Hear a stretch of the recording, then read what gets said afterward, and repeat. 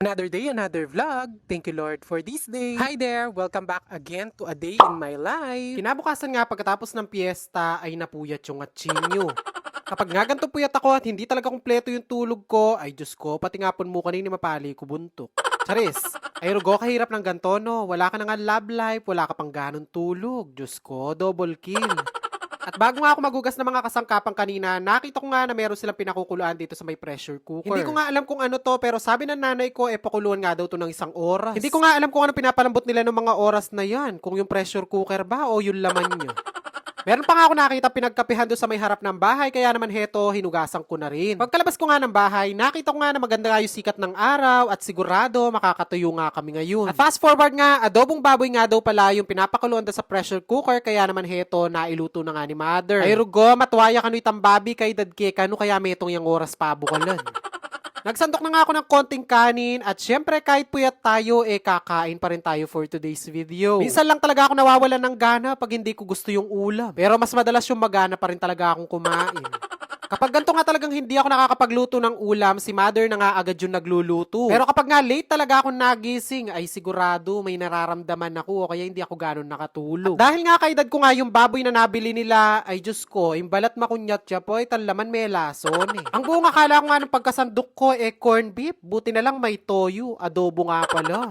Pero dahil nga bumangon lang tayong parang Disney princess, wag na tayo magsilan. Diyos ko po, mga bambuta mo.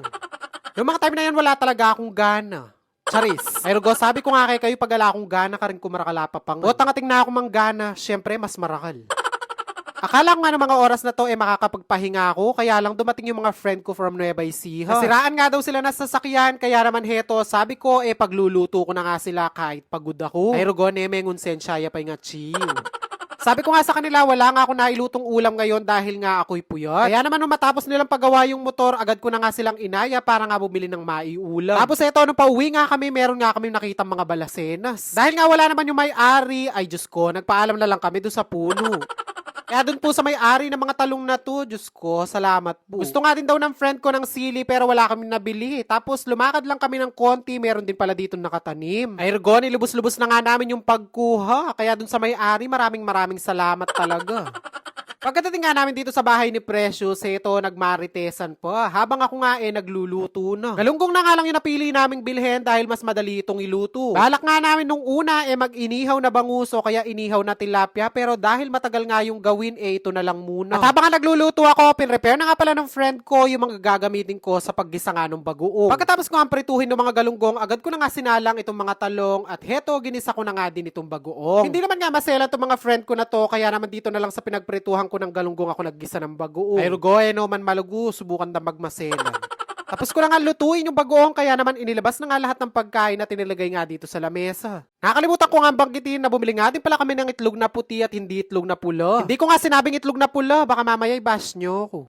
Para nga sa sausawan, naghiwa nga pala ng kamatis at sibuyas yung friend ko para nga daw lagyan na lang ng alamang. Buti na nga lang nga nilagyan ko ng asukal yung ginisa kong bagoong kung hindi talaga sirang-sira na yung bato nila. Tingnan mo naman may itlog pa. At para nga daw mas lalong sumarap yung pagkain nila, heto, bumili pa nga ng 1.5 na coke yung kaibigan ko. Pero gone sesela na lamo, kay ba't damengan manikab la. Tagal-tagal nyo nga hindi nakita si Precious sa mga vlog ko dahil nakulong siya.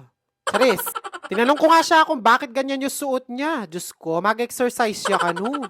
Alam nyo ba, nakadadarating yung mga friend ko na to, hindi talaga sila nagsasabi. Sabi ko nga sa kanila, buti na nga lang wala akong event at nasa bahay lang ako. Ay rugo, nung ala ko kayong bale, sigurado mamutla, mataking kakapanay.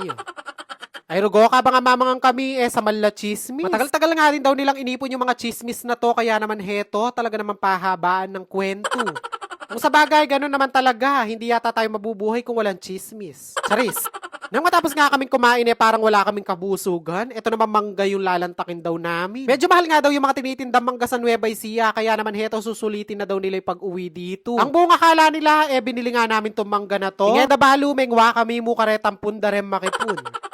At ito nga din yung dahilan kung bakit dinagdagan nga namin yung ginisa namin bagoong kanina. Nakaplano nga kasi talaga na gustong-gusto nga daw nilang kumain ng mangga pagkatapos nilang kumain ng tanghalian. Dito nga sa probinsya, talagang kapag may tanim ka, mabubuhay ka na. Pero kapag wala kang tanim, pwede ka naman din manghingi. Basta maganda yung pakikisama mo sa hihingaan mo.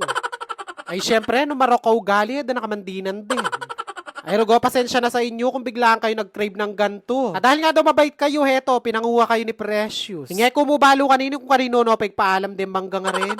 Kaya kung isang araw, hindi nyo na naman siya makita sa mga vlog ko, alam nyo na, nabarangay siya. Charis. Anyway, that's it muna for today's video. Thank you for watching. And again, don't forget to like, follow, and share for more. See you on my next vlog. God bless everyone. Bye!